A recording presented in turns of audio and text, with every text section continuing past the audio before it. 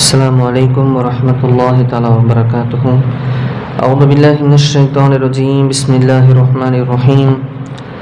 5 நிமிட மதரசா குர்ஆன் ஹதீஸின் ஒளியில் 1வது தலைப்பு இஸ்லாமிய வரலாறு. உமர் இப்னு அப்துல் அஜீஸ் ரஹ்மத்துல்லாஹி அலைஹி அவர்களை பற்றி மிக ஒரு உயர்தரமான ஒரு அழகிய சஹாபி. அதாவது சஹாபி சொல்கிறத சஹாபிக்கு அடுத்து வரக்கூடியவங்க, தாபியனில் கட்டுப்பட்டவங்க. உமர் இப்னு அப்துல் அஜீஸ் மிகப்பெரிய ஒரு ஆட்சியும் செஞ்சவங்க, மிக நீதமான ஆட்சி. ஆனால் இவங்கள்ட்ட உலகம் கிடையாது, உலகப்பற்றற்று செஞ்ச ஒரு ஆட்சி. உமர் இப்னு அப்துல் அஜீஸ் ரஹ்மத்துல்லாஹி அவர்கள் ஹிஜ்ரி 61ஆம் ஆண்டு பிறந்தார்கள். இவரின் தாயார் உம்மு ஆசிம் உமர் அலி அல்லா அவர்களின் மகன் வலி பேத்தி ஆவார்கள். இவர்களின் வரலாறு பின்வருமாறு. உமர் அலி அல்லா அவர்கள் தம் ஆட்சி காலத்தில் ஒரு முறை பொதுமக்கள் யாரும் பாலில் தண்ணீர் கலக்கக்கூடாது என அறிவிப்பு வெளியிட்டிருந்தார்கள். அக்காலகட்டத்தில் ஒரு இரவில் நகர்வலம் வந்தார்கள். உமர் அலி அல்லா அவர்கள் ஒரு வீட்டிலிருந்து பேசும் குரல் வந்ததும் அதை கூர்ந்து கவனித்தார்கள்.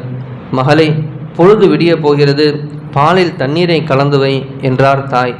அவ்வாறு செய்யக்கூடாது என அமீருல் முஃமினீன் அறிக்கை வெளியிட்டுள்ளார்கள் என கூறிய அந்த மகளார் அதை செய்ய மறுத்தார்கள். இந்நேரத்தில் அவர் எங்கே இருக்கிறாரோ அவருக்கு தெரியவா போகிறது என உமர் அலி அல்லா அவர்கள் பார்க்க மாட்டார்கள் என்பதாக அந்த தாயார் அந்த விடியற்காலை பொழுதில் பாலில் தண்ணீர் கலக்க சொல்லி தன் மகளிடம் கூறுகிறார். அப்பொழுது அந்த மகளார் கூறினார்கள், அவருக்கு தெரியாவிட்டாலும் என்ன, அவருடைய அல்லாஹ் பார்த்து கொண்டிருக்கிறானே என பதில் பகர்ந்தார்கள். உரையாடலை கவனித்த உமர் அலி அல்லா அவர்கள் தம் வீட்டிற்கு வந்து தன் மகன் ஆசிம் அவரிடம், நீ இன்ன பெண்ணை திருமணம் செய்து கொண்டால் அரபு நாடுகள் முழுவதையும் ஆளுகின்ற ஆண்மிகன் பிறப்பான் என நம்புகிறேன் என்றார்கள். ஆசிம் அவர்களும் அந்த பெண்ணை மணந்தார்கள். உமர் அலி அல்லா அவர்கள் ஏற்கனவே அறிவித்தபடி அந்த பரம்பரையில் உமர் இப்னு அப்துல் அஜீஸ் ரஹ்மத்துல்லாஹி அவர்கள் பிறந்தார்கள். இவர்கள் ஹுலஃபாயே ராஷிதீன்களின் அடிச்சுவட்டை பின்பற்றி ஆட்சி புரிந்தார்கள். இவர்கள் 2ஆம் உமர் எனவும் அழைக்கப்பட்டார்கள். பாருங்க, இப்போ இங்கே ஒரு விஷயம் புரியுது. ஒரு பெண் பார்க்குறோம் மகளுக்குன்னு சொன்னால், இதுபோல் ஒரு நல்ல குணத்தில் இல்லை செயலில் கேள்விப்பட்டு போய் கட்டினா அந்த குடும்பம் விளங்கும். என்னஞ்சி அப்படி தானே? இந்த பொண்ணுங்க ஒரு 20 பேர்த்துக்கு குர்ஆன் எடுக்க வந்துருச்சு. ரொம்ப பேணுதலான பெண், உம்மத்துக்காக கண்ணீர் வடிக்கிற பெண். என் மகனுக்காக இந்த பெண்ணை போய் கட்டினா நல்லா இருக்கும்னு நினைக்கிறேன். இந்த அடிப்படையில் போனாங்கன்னு சொன்னால் எனக்கு மனசில் போடுறது என்னென்னா, அல்லாஹ் போடுறது இன்ஷா அல்லாஹ் அந்த தம்பதிக்கு பிறக்கிற குழந்தை இந்த உம்மத்துக்கு ரொம்ப பிரயோஜனமாக இருக்குது. 100 பவுன் போடுவாங்க, அவங்களுக்கு ஒரு வீடு எழுதி கொடுக்குறாங்களாம் என்பதாக வெளிப்படையான பகட்டை பார்த்துட்டு போனாங்கன்னா எத்தனையோ பார்த்தோம், கேள்விப்படுறோம். இந்த இங்கே பாருங்கள், பக்கத்தில் ஒரு ஊர் கார் வாங்கி கொடுத்தாங்களாம். 2 மாதம் கூட இல்லையா, தலாக் ஆயிடுச்சு. அந்த கார் வாங்கிக்கிறீங்களான்னு கேட்குறேன். நான் எவ்வளோ பெரிய குடும்பம் இதெல்லாம். அப்புறம் உமர் அலி அல்லா அவங்க சொன்ன வார்த்தை பகிர்ந்துச்சு. இன்ஷா அல்லாஹ் அதை பற்றி நாளைக்கு மறுபடியும் வரும்னு நினைக்கிறேன். அப்புறம் அவங்களுடைய ஆட்சி எப்படி இருந்தது, ரொம்ப அற்புதமான ஆட்சி. அல்லாஹ் அக்பர். அதான் அவங்க சொல்லுவாங்க, அவங்களுடைய கசானா நிரம்பி வலியும் அப்படி ஒரு சிஸ்டத்தை கொண்டு வந்துருப்பாங்க.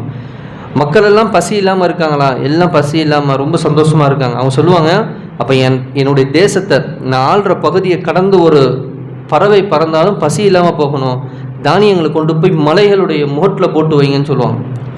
அப்போ எவ்வளோ பெரிய அல்லாஹ் உங்களுக்கு செழிப்பையும் அந்த ஆட்சியுடைய பறக்கத்தையும் கொடுத்துருப்பான்னு பாருங்களேன். 2வது தலைப்பு அன்னலாரின் அற்புதம். ஒட்டகத்தின் வேகம் கூடுதல். ஜாபிர் அலி அல்லா அவர்கள் தெரிவித்துள்ளார்கள், ஒரு பயணத்தில் அன்னலாருடன் சென்றிருந்தேன். என் ஒட்டகம் களைப்பு மிகுதியால் நடக்க முடியாமல் இருந்தது. ஒட்டகத்திற்கு என்ன ஆனது என் நபிகளார் கேட்டார்கள். களைத்து விட்டது என்றேன். அன்னலார் அதை அதட்டி அதற்காக துவா செய்தார்கள். அந்த துவாவின் பரக்கத்தால் மற்ற ஒட்டகங்களை விட வேகமாக ஓடலானது. 3வது தலைப்பு ஒரு ஃபர்லை பற்றி. கலா தொழுகை நிறைவேற்றல். தொழுகையை மறதியாக விட்டவர் அல்லது தொழுகை நேரத்தில் தூங்கிவிட்டவர் பிறகு நினைவு வந்தவுடன் தொழுதிட வேண்டும் என நபி ஸல்லல்லாஹு அலைஹி வஸல்லம் அவர்கள் கூறினார்கள். விளக்கம்: ஒருவர் ஏதாவது காரணத்தினாலோ அல்லது தூக்கத்தினாலோ தொழுகையை தவற விட்டிருந்தால் அதை பிறகு தொழுது கொள்வது ஃபர்லாகும். 4வது தலைப்பு ஒரு சுன்னத்தை பற்றி. ஜம்ஜம் குடிப்பதற்கு துவா. இப்னு அப்பாஸ் ரலியல்லாஹு அன்ஹு அவர்கள் ஜம்ஜம் தண்ணீரை பருகும்போது இந்த துவாயை ஓதினார்கள். அல்லாஹும்ம இன்னி அஸ்அலுக இல்மன் நாஃபியா வ ரிஸ்கன் வாசியன் வ ஷிஃபான் மின் குல்லி தாஇன். யா அல்லாஹ், பயனுள்ள கல்வியையும் விசாலமான இரணத்தையும் சகல நோய்களிலிருந்து சுகத்தையும் உன்னிடம் வேண்டுகிறேன் என்பதாக நம் ஜம்ஜம் தண்ணி குடிக்கும் நீர்த்து வச்சுக்கிட்டு அல்லாஹ் இன்ஷா அல்லாஹ் கபூல் செய்வான். 5வது தலைப்பு ஒரு முக்கிய அமலின் சிறப்பு. ஆனால் துவாவுடைய சுருக்கத்தை பார்த்தீங்கன்னா 3 விஷயத்த கேட்கணும். பயனுள்ள கல்வி, விசாலமான உணவு, அது ரிஸ்க்கு, சகல நோயிலிருந்து சுகம். நம்ம எப்பயும் துவா கேட்கும்போது துவாவெல்லாம் பேணுதல் செஞ்சுக்கிட்டோம்னா நமக்கு நிறைய விஷயங்கள் பிரயோஜனம் அமையும். 5வது தலைப்பு ஒரு முக்கிய அமலின் சிறப்பு. கல்வி கற்கும் போது மரணமானால் நபி ஸல்லல்லாஹு அலைஹி வஸல்லம் அவர்கள் கூறினார்கள், இஸ்லாமை வாழ வைக்கும் எண்ணத்துடன் கல்வி கற்கும் காலகட்டத்தில் ஒருவர் மரணமானால் சுவனத்தில் அவருக்கும் நபிமார்களுக்கும் இடையில் ஒரே ஒரு படித்திரம்தான் வித்தியாசம் இருக்கும். அல்லாஹ் பாருங்க, ஓத போகிறவங்க என்ன செய்கிறாங்க, இஸ்லாமை வாழ வைக்கணுங்கிற எண்ணத்தோடு ஓத வைக்கணும். முடியும், நம்மளால் ஒரு போய் லட்சத்தில் வெளிநாட்டில் சம்பாதிக்க முடியும் என்பதாக இருந்தாலும் அவங்க கல்வி படிப்பெல்லாம் விட்டுட்டு தீனுக்கா இஸ்லாத்துக்காக வேலை செய்கிறாங்களே, நிச்சயமாக அல்லாஹ் இந்த பெரும் அந்தஸ்து அவங்களுக்கும் கொடுப்பான். அப்போ இஸ்லாமை வாழ வைக்கணும் எண்ணத்தோட கல்வி கற்கும் காலகட்டத்தில் ஒரு மரணமானால் சோனத்தில் அவருக்கும் நபிமாருக்கும் இடையில் ஒரே ஒரு படித்தரம் தான் வித்தியாசம் இருக்கும். ஹசன் அலி அல்லாஹ் அறிவித்ததாக தாரமிலே பதிவு செய்யப்படுகிறது. மதசா மாணவர்கள்லாம் இது காது கொடுத்து கேட்டுக்கணும். 6வது தலைப்பு ஒரு பாவத்தை பற்றி. அனாதைகளின் பொருளை சாப்பிடாதீர்கள். அல்லாஹ் கூறுகிறான், அனாதைகளின் பொருளை அவர்களுக்கு கொடுத்து விடுங்கள், நல்லதற்கு பதிலாக கெட்டதை மாற்றி கொடுத்து விடாதீர்கள். அனாதைகளின் சொத்தை தமது சொத்தோடு சேர்த்து சாப்பிட்டு விடாதீர்கள், அவ்வாறு செய்வது நிச்சயமாக பெரும் பாவமாகும். சூரா நிசா. 7வது தலைப்பு உலகத்தை பற்றி. உலகை விரும்புவோரின் பாதிப்பு. குர்ஆனில் அல்லாஹ் தஆலா கூறுகிறான், எவர் மறுமையின் விளைச்சலை விரும்புகிறாரோ, அதாவது மறுமை என்ன, நம்முடைய மௌத்துக்கு பிறகு, இந்த உலகுடைய அழிவுக்கு பிறகு மீண்டும் ஒட்டுமொத்த மனிதர்களையும் மீண்டும் அவருடைய அந்த கபர்களிலிருந்து இறைவன் எழுப்பி கேள்வி கேட்கக்கூடிய நாள். அந்த நாள், அந்த மறுமையின் விளைச்சலை விரும்புகிறாரோ அவருடைய விளைச்சலை நாம் அவருக்காக அதிகப்படுத்துவோம். அதாவது மரணத்துக்கு பிறகு உள்ள வாழ்க்கைக்காக தயார்படுத்தி கொள்ளக்கூடிய அமல் செய்கிறாரு, அதில் ஈடுபடுறாரு, இறைவனை ரொம்ப அஞ்சு வாழ்கிறாரு, மற்றவங்க விஷயத்தில் பேணுதலாக இருக்காரு, ரொம்ப சந்தோஷம். அதான் சொல்கிறான், அந்த விளைச்சலை அவருக்காக அதிகப்படுத்துவோம். எவர் இவ்வுலகின் விளைச்சலை மட்டும் விரும்புகிறாரோ அவருக்கு நாம் அதிலிருந்து ஓரளவு, அதாவது கொஞ்சத்தை கொடுக்கிறோம், எனினும் அவருக்கு மறுமையில் யாதொரு பங்கும் இல்லை. குர்ஆனில் அல்லாஹ் கூறுகிறான், ஷூராலே பேசுகிறார். 7வது தலைப்பு மறுமையை பற்றி. அதிகம் அமல் செய்ய ஆர்வம். பிறப்பு முதல் இறப்பு வரை ஒருவர் தலைகீழாக நின்று அல்லாஹ்வை வழிபட்டிருந்தாலும் அவர் மறுமை நாளில் தனது எல்லா அமல்களையும் கண்டு சொற்பம் என கருதி இன்னும் அதிகமாக அமல் புரிந்த உலகுக்கு திருப்பி அனுப்பி விடுவதையே ஆர்வம் கொள்வார் என நபி ஸல்லல்லாஹு அலைஹி வஸல்லம் அவர்கள் கூறினார்கள். 9வது தலைப்பு நபிவழி மருத்துவம். நோயிலிருந்து தப்பிக்கும் முறை. பாதி உடல் நிழலிலும் பாதி உடல் வேலிலுமாக உட்காருவதை அண்ணல் நபி ஸல்லல்லாஹு அலைஹி வஸல்லம் அவர்கள் தடை செய்துள்ளார்கள். விளக்கம், மருத்துவ ரீதியாக ஒரே சமயத்தில் பாதி உடல் நிழலிலும் பாதி உடல் வேலிலும் இருக்கும்படியாக அமர்வது உடல் நலத்திற்கு கேடு விளைவிக்கும். 10வது தலைப்பு அன்னலாரின் அறிவுரை. நபி ஸல்லல்லாஹு அலைஹி வஸல்லம் அவர்கள் பகர்ந்தார்கள், அபூதரே, நீங்கள் எங்கிருந்தாலும் அல்லாஹ்வுக்கு அஞ்சுவீராக. பாவம் ஏதும் நிகழ்ந்துவிட்டால் உடனே நற்செயல் ஒன்றை செய்வீராக. இது அந்த பாவத்தை அழித்துவிடும். மக்களுடன் நற்பண்புடன் பழகுவீராக. பாருங்களேன், என்ன அழகான மிக அழகான ஒரு உபதேசம்.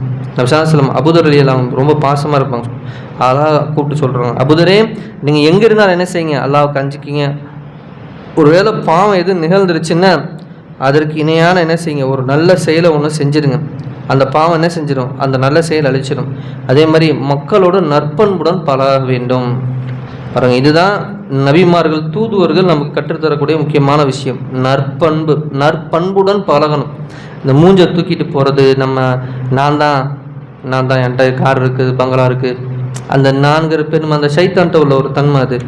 அது எனக்கு கிடைக்குது, நான் என் திறமை, என் மூளை, என் அறிவு, நான் அப்படியே என்னுடைய அந்த ஒட்டுமொத்த பெருவும் என்னுடைய ஆற்றல் எல்லாத்தையும் செஞ்சுக்கிட்டு இருக்கேன் அப்படிங்கிற மாதிரி மிதப்பில் யாருனாச்சும் துனியாவுடைய கிடைப்பதன் காரணமாக அது அல்லாஹ்வுடைய அருள் என்று எண்ணாமல் யாரா போகிறாங்கன்னு சொன்னால் அது நற்பண்பு அல்ல. அதுதான் நபி ஸல்லல்லாஹு அலைஹி வஸல்லம் சொல்கிறாங்க, நற்பண்புடன் பழகணும். பழகலாம். எந்த நலவை படித்தமோ அதன்படி அமல் செய்யக்கூடிய பாக்கியத்தையும், எதை விட்டும் அல்லாஹ் தவிர்ந்திருக்கும்படி நமக்கு ஏவினானோ அதை விட்டு தவிர்ந்திருக்கக்கூடிய பாக்கியத்தையும், கலிமாவுடைய வாழ்க்கையை வாழ்ந்து கலிமாவுடன் மரணிக்கூடிய பாக்கியத்தையும், நான் மறுமையிலே ஜன்னத்துல் ஃபிர்தௌஸிலே நபிஸல்லல்லாஹு இருக்கக்கூடிய, மேலும் அங்கிருந்து காலை மாலை அல்லாஹ்வை பார்க்கக்கூடிய பேசக்கூடிய பாக்கியத்தையும் அல்லாஹ் நம்மளை முதல் புரிவானாக. சுப்ஹான் அல்லாஹ் பிஹம்திஹி சுப்ஹானக அல்லாஹும்ம பிஹம்திக அஷ்ஹது அல்லா இலாஹா இல்லா அன்த அஸ்தக்ஃபிருக வ அத்தூபு இலைக். ஆமீன். ஹைரி சுப்ஹான ரப்பிக ரப்பில் இஸ்ஸத்தி அம்மா யசிஃபூன் வ ஸலாமுன் அலல் முர்ஸலீன் வல்ஹம்துலில்லாஹி ரப்பில் ஆலமீன். ஸல்லல்லாஹு அலா முஹம்மது ஸல்லல்லாஹு அலைஹி வஸல்லம். ஸல்லல்லாஹு அலா முஹம்மது ஸல்லல்லாஹு அலைஹி வஸல்லம். ஸல்லல்லாஹு அலா முஹம்மது யா ரப்பி ஸல்லி அலைஹி வஸல்லம். அஸ்ஸலாமு அலைக்கும் வரஹ்மத்துல்லாஹி தஆலா வ பரகாத்துஹு.